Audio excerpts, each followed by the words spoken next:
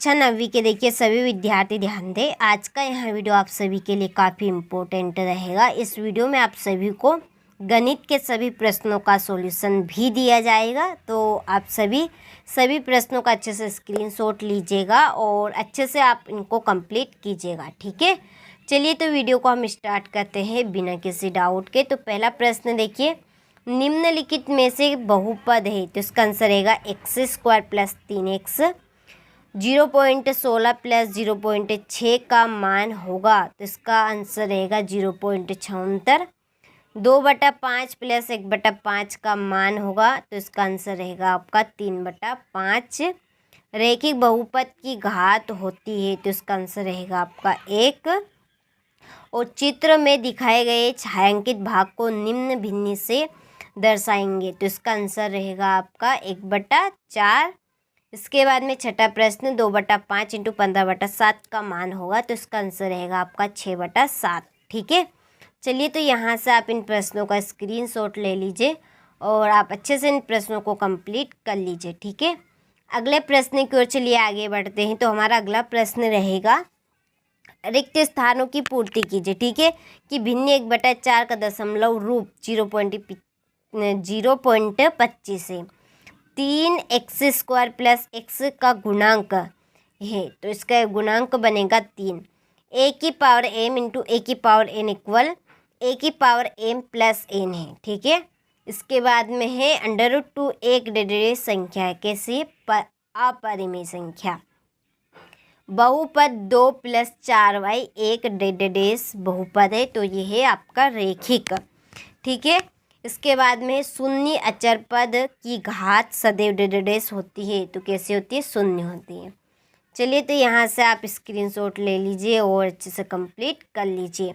हमारा अगला प्रश्न रहेगा यहाँ पर, एक शब्द या आप बोल सकते हैं एक वाक्य में उत्तर लिखिए। ठीक है, 2/4 का मान होगा तो इसका मान होगा 16।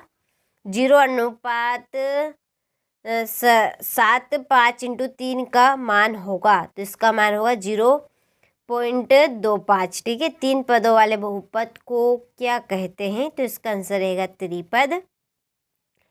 आयत के परिमाप का सूत्र लिखिए। तो देखिए, आयत के परिमाप का सूत्र रहेगा 2 ब्रैकेट में लंबाई प्लस चौड़ाई। ठीक है, बहुपद है आपका 5x - 4x² प्लस 3 का मान x = 2 पर होगा तो इसका आंसर रहेगा -3। आयत का प्रत्येक कोण कितने अंश का होता है? तो इसका आंसर रहेगा 90 डिग्री का। ठीक है, चलिए तो स्क्रीनशॉट ले लीजिए, अच्छे से कंप्लीट कर लीजिए। इसके बाद में है जोड़ी, काफ़ी सिंपल जोड़ी है। चलिए एक बार कंप्लीट कर लेते हैं। यहाँ पर मैंने नंबर वैसे तो डाल दिए हैं। तो देखिए -5 × -4। अब गौर से देखिए आप इस जोड़ी में क्या है, देखिए बीच में इंटू का चिन्ह है तो क्या होगा? गुणा होगा। तो दोनों संख्याओं का गुणा कर लीजिए, कितना आएगा? 5 × 4 = 20 या। ठीक है, तो इसका आंसर आएगा आपका 20। -6 + 21। तो इस सवाल में क्या होगा? तो इसमें होगा घटाव, तो 21 में से 6 घटाइएगा तो बचेगा आपका 15। 3/4 × 8। ठीक है, अब इस 4 से आप, ठीक है, इस 8 को काट दीजिए तो 4 दूने 8, 2 बार कटा। ठीक है, अब यहाँ पे कितना बचा? 2 बचा। अब 2 और 3 का गुणा कर लीजिए तो कितना आएगा? 6 आएगा। 3 दूने 6, ये 2 × 6। वर्ग का परिमाप 4 × भुजा 0.1, इसका आंसर रहेगा 1/10। -5 × 4, दोनों का गुणा कर लीजिए -20। ठीक है, सिंपल सी जोड़ी थी, आप अच्छे से इनको कंप्लीट कर सकते हैं आसानी से। इसके बाद में क्वेश्चन नंबर 5। ठीक है, इसमें है सत्य असत्य। तो देखिए आप अच्छे से स्क्रीनशॉट ले लीजिए ताकि आप सभी का ज़्यादा समय बर्बाद ना हो। यहाँ पर आपका ज़्यादा समय भी यहाँ पे मैं नहीं लूँगी। ठीक है, इसके बाद में क्वेश्चन नंबर 6। 6314 में संख्या 7 के स्थानीय व अंकित मानों का अंतर क्या होगा? ठीक है, इसके बाद में हमारा संख्या 7245 को प्रसारित रूप में लिखिए। 360 को 6:7 के अनुपात में बांटिए। ठीक है, तो यहाँ से आप अच्छे से स्क्रीनशॉट ले लीजिए इन प्रश्नों का और आप देखिए इन प्रश्नों को अच्छे से कंप्लीट कर लीजिए। परीक्षा हाल में आप सभी को काफ़ी हद तक यही प्रश्न देखने को मिलेंगे।